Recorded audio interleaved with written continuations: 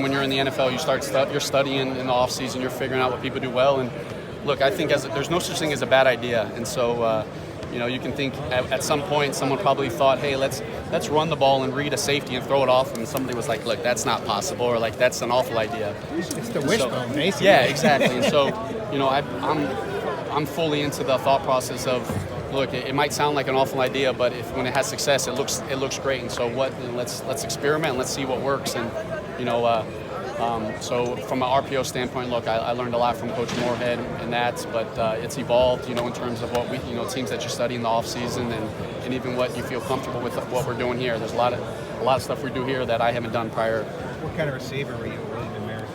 If you look at my stats, you think I played defense. I know I had more tackles. I was a core special teamer, so I had more tackles than I had catches. So I should probably tell people they just had me play both ways.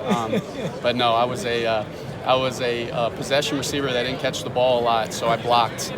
We weren't a very potent offense, and so I learned a lot. I learned a lot at William & Mary, but I had to try to be a coach early in my career because I realized the playing element wasn't for me. Have you spoken to Joe since Mississippi State? I have not. Okay. I have not. I haven't spoken to. I've literally put since probably a couple days after our Oklahoma game, I put my phone on kind of do not disturb, and you don't get many opportunities to coach the national championship. I know Clemson's been 4 of the last 5, but you have to approach it as, hey, look, the reality of it is, I might get one shot at winning a national championship. I hope that's not the case. I hope we can be here every year, but if this is my one chance, I'm going to do everything I can for us to win. So I've kind of gone in hibernation mode and looking to win a national championship. How good's Miles Brandon? Really good. Yeah, Miles is good. And being able to learn from Joe and be behind Joe and how he approaches everything and his preparation and how he practices his competitiveness, just being a football guy, I think that's going to be great for Miles. Could you've done this entire offense with somebody other than Joe and have the success you've had? How much of Joe is in this offense as far as just making the adjustments on the fly and just doing stuff that you didn't think he could even do? Yeah, look, and I know I sound like, I'm so repetitive in that, but I think the system has success no matter, where you are, but I think to be a successful system, I think you have to put your players in that best position to have success. And so we went through spring ball, went through winter, went through fall camp. What can Joe Burrow do well? What can Clyde Edwards-Helaire do well? What does Thaddeus Moss do well? What do our receivers do well? And then we were going to put together a system that featured those guys in what they do well. And so I think regardless of the system that we run now, I think, yes, you could have success. Obviously, if we were running a system that we didn't think featured Joe or whatnot, you might not have the same amount of success. But I can't say that it's going to be the exact same next year. But next year we're going to go into with the same approach. What does Miles do well? What do these guys do well? And we'll go from there. Joe, is there anybody you faced so far this year that reminds you defensively of what Clemson does? No, I think that's what the beauty and what Coach Venables does is that there's, it is very different from what we've faced. But I say that, but every team that we faced or what we thought we've been going into has been different. So, the benefit of that is there's been a lot of defenses that we're prepared for right now. No, there's nothing. There's obviously similarities, but nothing from a holistic standpoint saying, hey, this scheme is very similar. Will you guys script X number of plays to start, or it's a blank slate, you just go into it and just go with what you think is going to work? No, we always have openers. We always have put together a plan. How many? It varies game to game. Some games some games we get off course, after a few plays, but we always will have it the opener scripted, no matter the opponent, no matter if we're getting the looks, we'll vary from there. But I think it's critical to go into it, and I think it's important that our guys know, what the openers are, so you can kind of go through it. The ability to focus for the best athletes and coaches is obviously key. But go back to that Peach Bowl day in the coach's box, considering everything that happened that morning. Was there anything different? Just trying to put into words what that day was like. Look, it was a day that I obviously, from a football standpoint, it was an accomplishment. But it was a day that I didn't have a lot of joy after that win. I felt for the Ensminger family. That's a second family to me, and so, that was a tremendously hard day. I wish I never had to go through that, and just seeing the look on his face, and that stuff. But obviously I wanted to win that game more than anything, and so just seeing how he was able to, still coach and go through that, and I was able to be there for him, and his staff and his team was able to be there for him. I'll always remember that, but it's unfortunate that it happened. I was just interviewing Coach O over there, and he says, I didn't see Joe Burrow as like a future Heisman winner when I first started working with him. What did you see from Joe when you first started working with him? Did you see this level of success as possible? What did you think about him when you first started working? Look, the first thing that I think you have to look at when you meet him is just understanding the type of, you can always find a quarterback that can throw a football. You can always find a quarterback that, looks the part, but when you talk with a quarterback, what is his mentality? What is his makeup? Does he have that? Does he have that makeup that you can be a successful quarterback? And so, early in my conversation with Joe, you can sense that he's a football guy. He's competitive. He wants to win. He has a drive. He has that moxie. And so, without ever seeing him throw a football, that. Look, when things break down, he'll be able to process things. And so then when you put it on the football field and you start seeing him throw and you start seeing him move, make plays with his feet, you put it all together and you're able to see a Heisman Trophy winner. 3rd and 17 in Austin. It really was a turning point for this offense. You guys had already broken out offensively, but from a mindset, was there even a thought process in that moment, or was there just no hesitation? We're going to go with a pass. We're going to try to get a first down as opposed to a screen or a draw or something conservative? No hesitation. Look, we said since day one when we were putting together the system, the type of offense that we were going to be. We were going to be aggressive. We were going to apply pressure, and we haven't wavered this year. And so we had the opportunity. It was 3rd and 17, and look, I think teams in the past and a lot of offenses these days would say, hey, look, let's just run it, make them burn the timeouts, and get it back to the defense. But we always talk, we want to end the game on our terms, and we feel confident in the type of quarterback that we have, and we felt confident that we knew what the pressure that was coming, and Joe was able to step up. Our line and our running back picked up the pressure, and Justin made an incredible play. But I was just saying earlier, to us that was just a 3rd down call. I think it gets it kind of seems like a bigger call than it really looked to us. You've obviously gotten a lot of credit, and deservedly so, for the evolution of this offense. But what did it mean to you to have a guy like Steve Emsinger kind of help you through this process and this collaborative effort? We wouldn't be here right now without Steve Emsinger. And so, look, he's been the catalyst for our offense this year. He's been the leader of our offense, and having someone to fall back on, from my standpoint, just someone that I can lean on and talk through and approach the day with. It's been tremendous for this season for our success. Appreciate the time. Good luck. Just talk about this, how this is a chess match. How do you match some of those moves with Brent Venables, one of the best in the biz, and obviously one who has fooled offensive coordinators and quarterbacks and offensive lines in the past? Look, I don't know if you can fool him. And I think that's the beauty in what he does. I think he's. Look, there's a reason he's the number 1 defense in the country. I think he's an incredible mind. He's an incredible coordinator, and he's not a one-year wonder.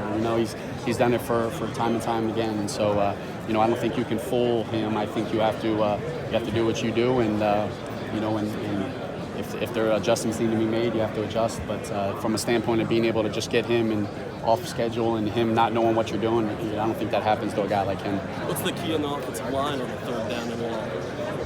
Well, look, in 3rd down, I think it's always the most important part is protection. Being able to allow our quarterback to be able to step up in the pocket and make a throw and keep a drive alive. And so, I think protection is at a premium, especially on 3rd down. Joe, how's a guy 61 years old and a guy 3 years old mesh into one? How does that? People look at that and they think there's no way they're like different generations. How does that work? Well, look, we all have the same common goal, and so at the end of the day, all we want to do is win for LSU.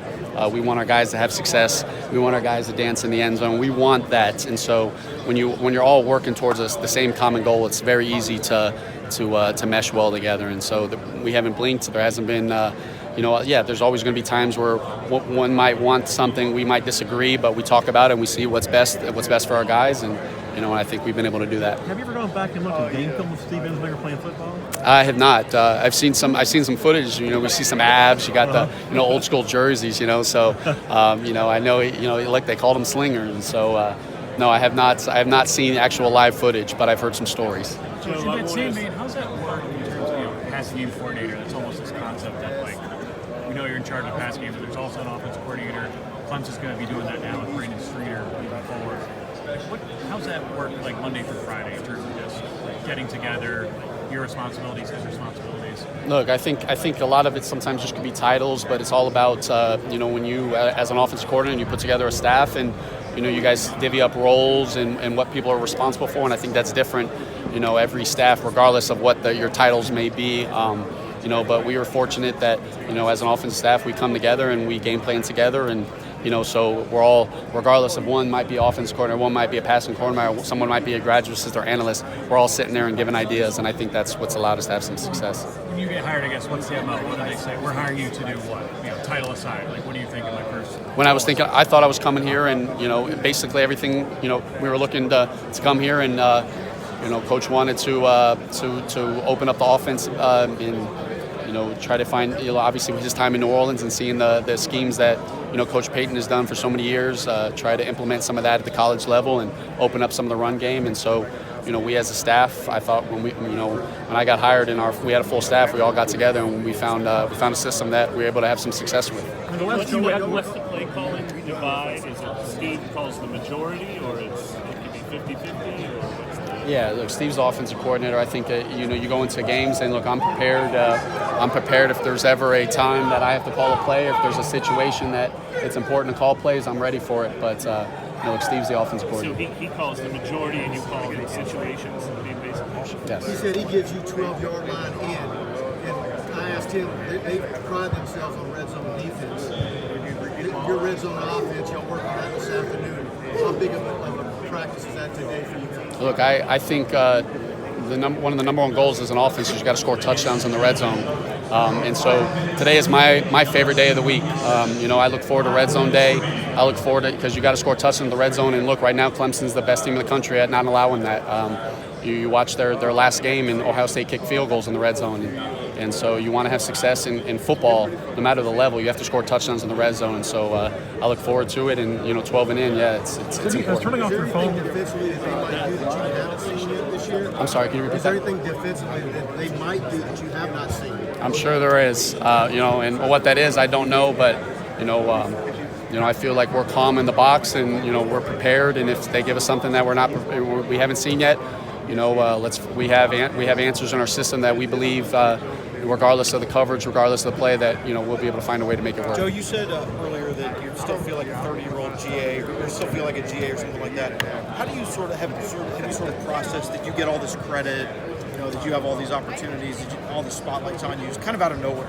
Yeah, look, when I say it, I understand my role may change, but when I say I still work like I'm a GA, and I think sometimes people can get caught up in, hey, your role might expanding and now the work ethic may change. And so I've tried to approach everything the same standpoint. I still try to work and look at things the same way. And so I try to reflect off of me or deflect it to the success of our players. We have great players and coaches, and I think I get some the recognition that I get. I don't think it's necessarily fully deserved. I think Steve Ensing, our players, the rest of our offensive staff should get a lot more than I might be getting. Is it weird for you that it has sort of turned into a lot about you?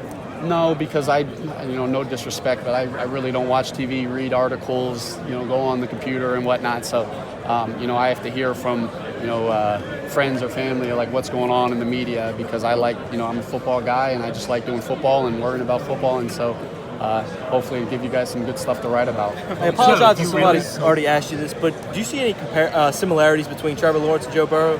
Look, unfortunately, that's someone to study in the offseason. I have an opportunity to study a lot of Trevor Lawrence, but look, he's a national championship winning quarterback, and so in his sophomore season. So I'm sure there's a lot to look at, and I'm sure there's a lot of comparable traits. But to give that exact answer, I probably can't give that right now. When you said being a football guy, Coach Laycock was a football guy back at William & Mary.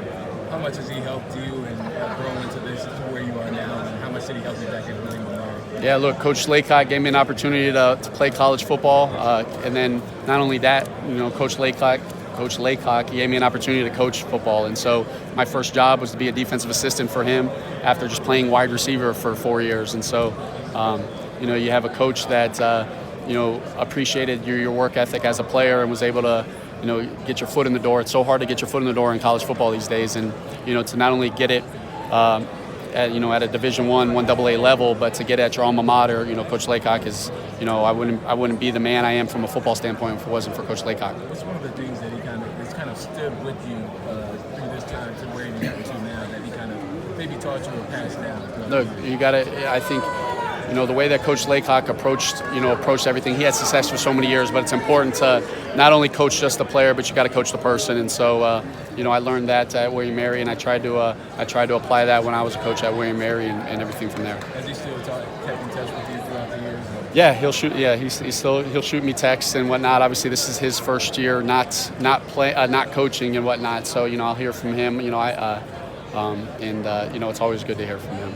Joe, have you really been able to, you said you tried not to listen to the outside. Has that really been possible in the last 2 months? Yeah, it's very easy because I've had games to prepare for. I've had an SEC championship game, had a playoff game. It's very easy because you wake up every morning and look, in the NFL you play a lot of noon games, and so you have all day to, at LSU we play all these night games, so you play a night game, you get home at midnight, 1 a.m., and you're in the office at 4 and 5, and it's like, all right, on to the next one. So you don't really have time to process, what's all going on, and you look forward to, the next matchup. Is it a little surprising though to you at all, like how much has come so fast from where you were maybe at this time last year? To say surprising, I wouldn't say it's necessarily surprising. Look, I've been around guys who, are tremendous mentors to me, have prepared me for these opportunities, and so my approach hasn't changed regardless. GA, offensive assistant, Pat, receiver coach, and so none of this surprises me, and I'm just fortunate to be in this opportunity. All right, thank you, Joe. How good has he been?